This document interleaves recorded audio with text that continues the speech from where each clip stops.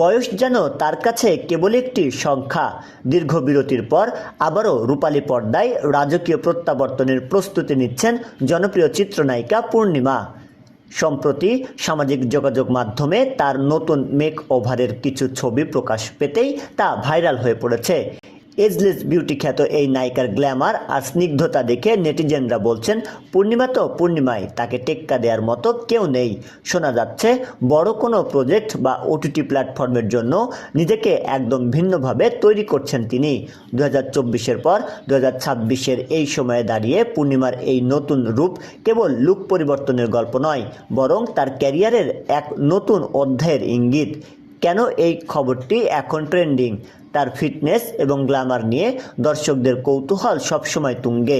নতুন লুকটি প্রথাগত নায়িকার ইমেজ ভেঙে কিছুটা বোল্ড ও মডার্ন হওয়ায় তা নজর কেড়েছে সবার। Comeback craze. দীর্ঘদিন পর প্রিয় নায়িকাকে বড় পর্দায় দেখার প্রতীক্ষায় থাকা ভক্তদের জন্য এটি এক বড় চমক। সোশ্যাল মিডিয়া তোলপাড়। ফেসবুক এবং ইনস্টাগ্রামে ছবিগুলো শেয়ার হওয়ার পরই কয়েক ঘন্টার মধ্যে হাজার হাজার কমেন্ট ও রিয়াকশন জমা হয়েছে। আপনি কি পূর্ণিমার এই নতুন রূপ দেখে মুগ্ধ?